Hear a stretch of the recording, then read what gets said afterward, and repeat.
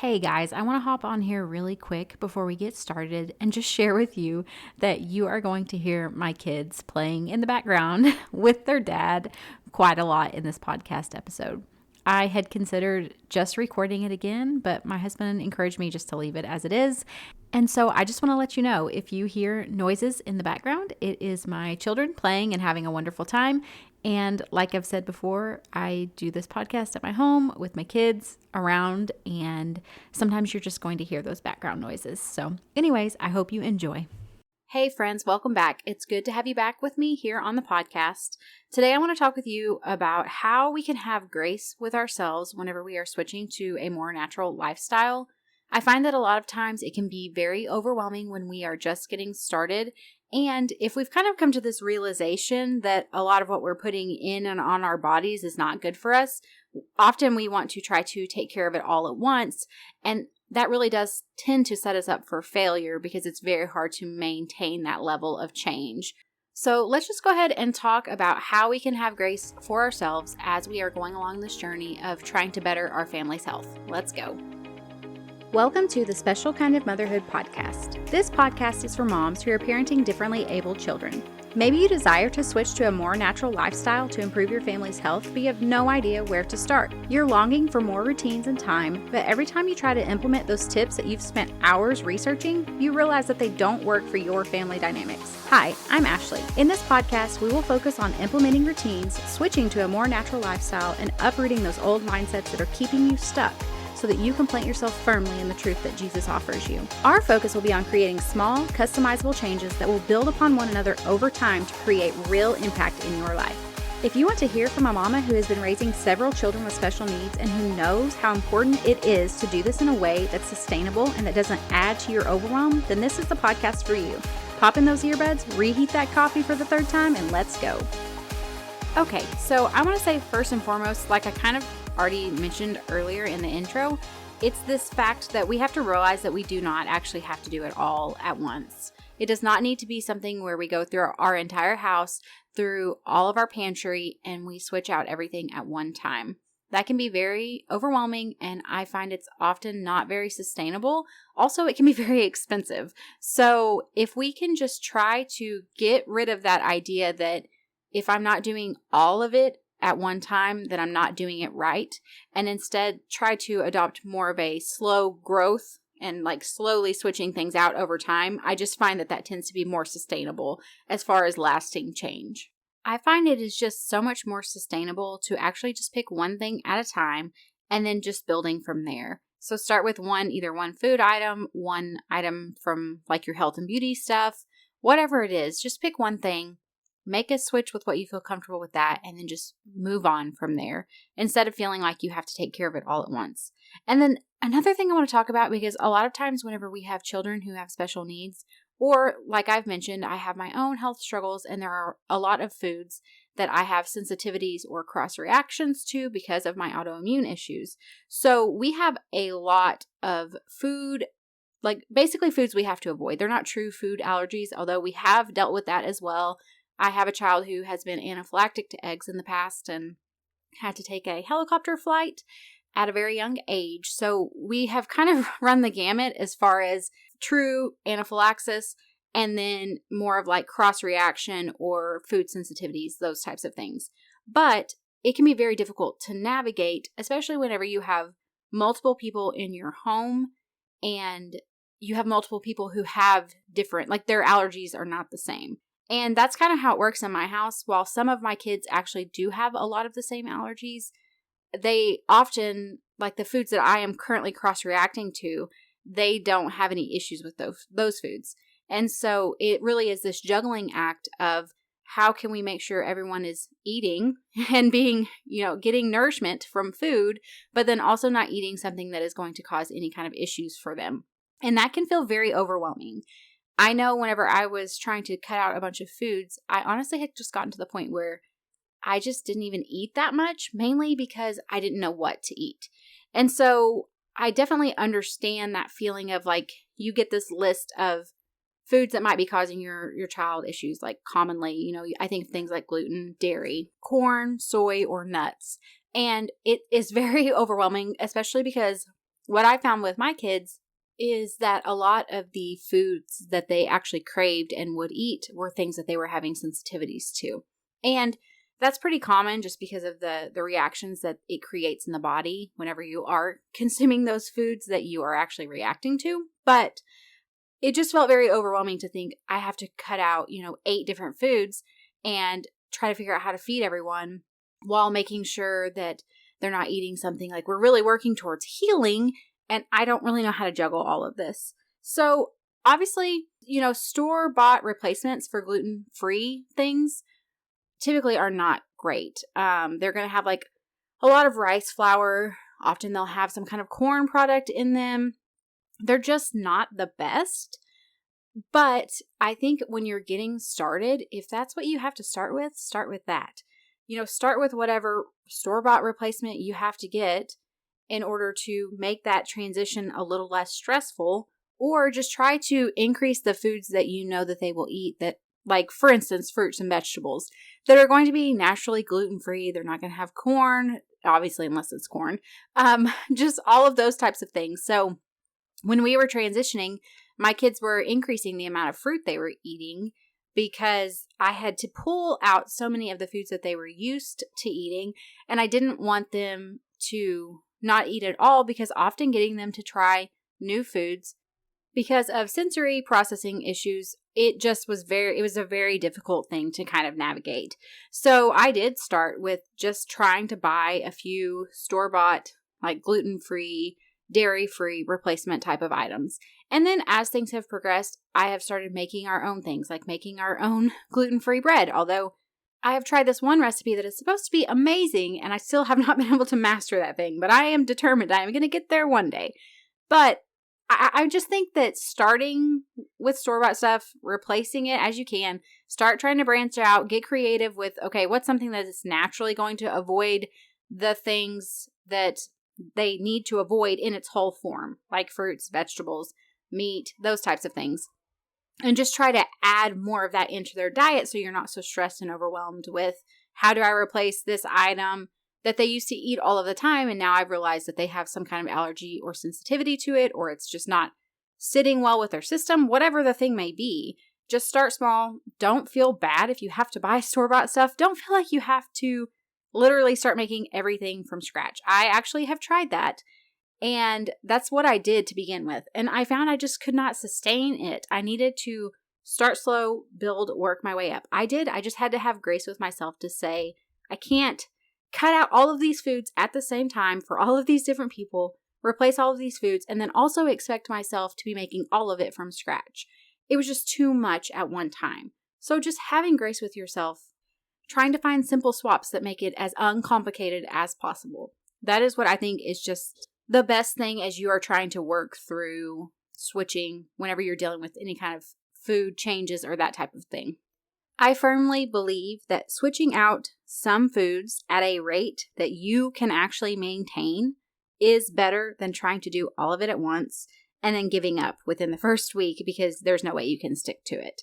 And I've experienced both of those. I've tried to do it all at once, and then I've given up in the first week because I feel so overwhelmed, and I feel like there's no way I can keep doing this, devoting this kind of mental space and time to switching all of this stuff out. And so I just had to back off, unless obviously it was something where it was an allergy and it was causing issues. Then that you just kind of have to figure out a way to do it. And that's where I say, if you're buying store-bought stuff, go for it. But if you're just doing this not because of any kind of allergy, but just because you want to improve your family's health, then give yourself some time. Switch out a few things at a time. Go at the rate that you can actually go with, that actually works for you and your family. I think that a great question to ask yourself is, how can I be the best steward of mine and my family's health in this exact moment? Instead, like, often we get so overwhelmed with all of the details, or at least I do, like looking ahead to the future, like, oh, if I try to do this, like try to cut out these products, and this is going to happen, then this is going to happen, and I'm going to have to figure out this. Instead of getting overwhelmed with what we're going to have to do in the future, just focus on this exact moment. And so what could I do today to be the best steward of mine and my family's health? And it can be something really small. I think just taking the time to be intentional and to name what it is that we want to focus on as far as what we want to do to improve our family's health can be really helpful in kind of minimizing that overwhelm that we can begin to feel. But I also think it's a great way for us to kind of remain grounded in grace and in this idea that we don't have to have it all figured out. We don't have to be doing it all right now, but what is the one thing I can do to steward our health? Well, I do think it's important that we steward our health. I do believe that the Lord wants us to steward our bodies well, and He wants us to care for our families, obviously, for our children. He's entrusted them to us, so it's very important, and it's not something I'm saying we should take lightly, but I do think it's something that we have to do in a way that we can actually be successful with it. And so if we can just pick that one thing today, what is that I'm going to do today? And then I'm just going to focus on that and that alone. And I actually think it's also really great to pray and ask the Lord to give you discernment about what that one thing is. Because I know He has guided us along this journey with our kids whenever we've been unsure of what to do for them. Like if they're having some kind of health challenge, or, I mean, honestly, even we've had developmental and behavioral challenges.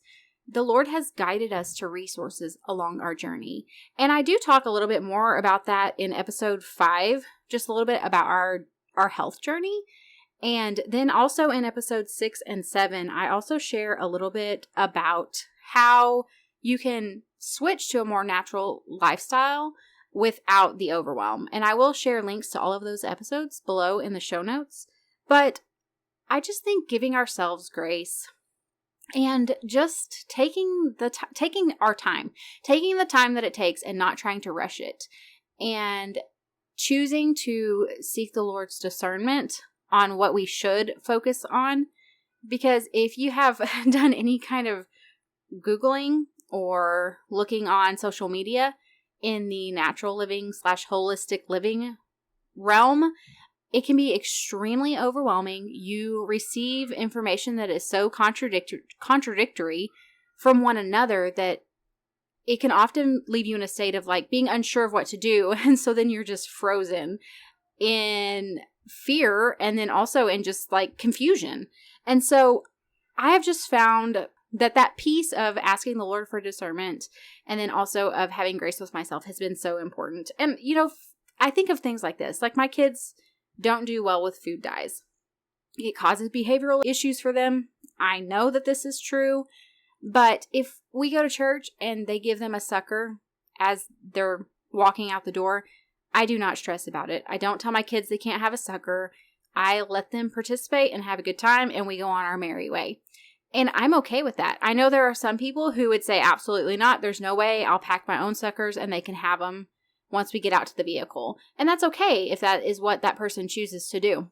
But for me, it just would add another layer of stress to what can already be sometimes a stressful situation, as far as like getting everyone dressed out the door, hoping everyone does well for church.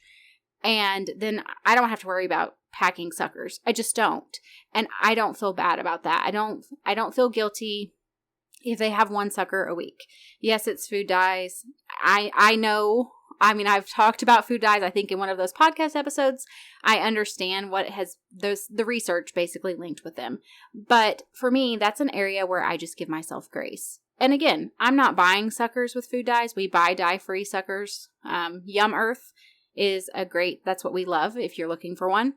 And I don't do it at home, but if they're out and about, I don't worry about it. And it's just one of those things we have to figure out what is important to us and when isn't important. So my kids not eating food dye is important to me. I do not buy foods and bring them into our home with food dye. But if someone gives them something with it, I'm not going to make them not eat it because I don't want them to have food dyes. It's just not that important to me. And honestly, some people would disagree with my decision, and that's totally okay. And I don't feel upset that someone else would choose to not take the sucker and give them something in their vehicle. I think we just have to do whatever works best for each of us. And that's the thing is, I have to remind myself that whenever I am spending my time criticizing myself for my shortcomings and for things that I wish I was doing better, then that has never actually brought me to a place, like that end result has never brought me to a place where I feel encouraged and where I feel like, oh, wow, well, I've done this so horribly. I think now I'm going to turn this thing around and I'm going to really stick with it. That's just not what happens whenever I'm in that headspace of criticizing myself or of feeling like I have to meet this standard of perfection that I don't feel actually capable of meeting at that moment. It never leads me in a place of lasting change. And so instead, what I've learned to adopt is this idea of, like I've mentioned, grace, small progress over time, doing the best I can with what I have in that exact moment. And this is where I feel like that mindset piece really comes into play. Because if I continually tell myself over and over again that if I allow my kid to have a separate church, I'm a failure, then I'm going to constantly feel like anytime I allow my child to have any kind of food dye, then I must be a failure. And so what I tell myself about the choices that I make on a daily basis to steward my family's health well, that really does set the precedence for how I feel and how I act as far as how am I actually going to steward our health well. Because if I feel like I'm already a failure and I feel like I have to maintain this level of perfection that isn't really actually feasible for my life, then the chances of me succeeding are really not great. And so some common things that I think of and that I hear people say are things like, I don't have enough time. I don't have enough money for us to make these changes. It's really hard. I don't know what I'm doing and I don't know where to start. And so those are things that we are telling ourselves that really we desire this outcome of having better health for our family. But what we're actually telling ourselves is what's keeping us stuck in the action of continuing to make choices that we would rather not make. We aren't actually prioritizing better health because we're telling ourselves these things like, I can't do it. It's too hard. I don't have the resources. I don't have the money. I don't have the time. All of these different things. So what I want to leave you with are a few things that I say, like I've talked about, I'm very big on instead, let's create and let's say the story that we actually want to be true in our lives. And I'm not talking about manifesting. That's not what I'm talking about at all. I am not into that in any way, shape, or form. I'm talking about the fact that there's brain science behind the fact that what we are telling ourselves is what we end up acting out. So I think taking the time to be intentional to realize what we're telling ourselves, and if we get really honest and we actually are very honest about what it is that we are saying to ourselves, we will realize that it is true. The thing that we continue to say to ourselves over and over is what we're doing in our lives. So if I'm telling myself over and over, it's too hard to do this and I don't have the time, then I am not actually prioritizing better health for my family because I am already convinced that it's not possible. So if we can change that story to where it's something our brain will actually work with us to make it possible for us to make these changes, we will have so much less resistance to change.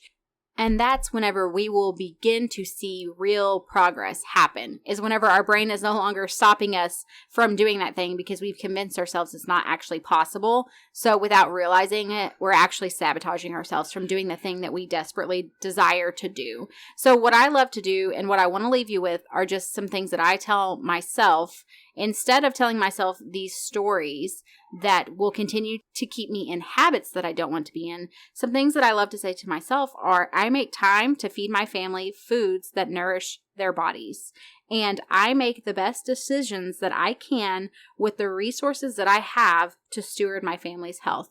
I also love to say things like, I make taking care of my family's health a top priority, and I make sure that I am providing them with good and nourishing foods that help them to feel the best possible. You tweak it to whatever works for you and for your specific family. There are also some specific health issues that we have that I will remind myself like, oh, because of this issue, we prioritize eating this way.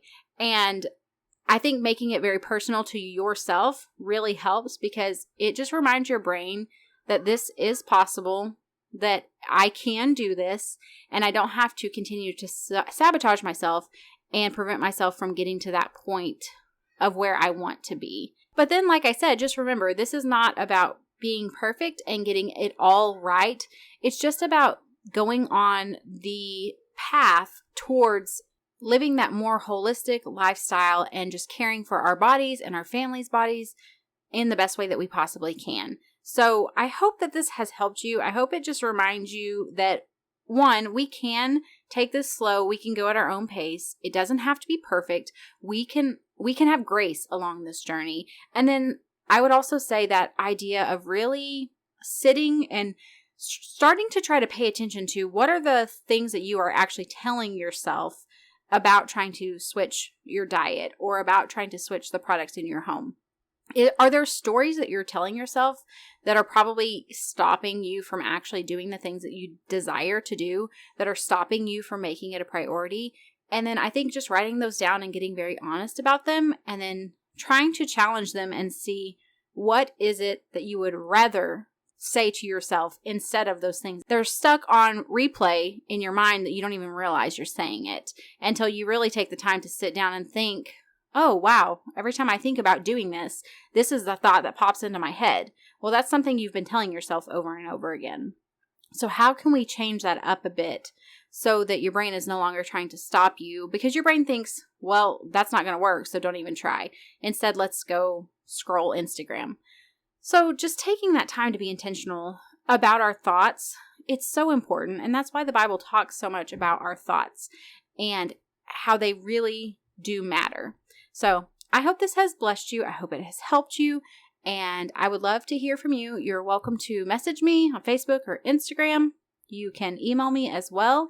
Share with me how it's going for you with your journey towards switching to a more natural lifestyle. If you've seen any amazing progress, anything like that. I love hearing from you, and I will see you back next time. Hey, before you go, if you found value in today's episode or you learned something new, would you take a minute to share with someone else that you know would be blessed by it? I would also love it if you would leave me a review. This lets me know that you're enjoying the show, and I love hearing from you. You can connect with me further over on Facebook or Instagram. Until next time, rejoice in hope, be patient in tribulation, and be constantly in prayer. Romans 12:12.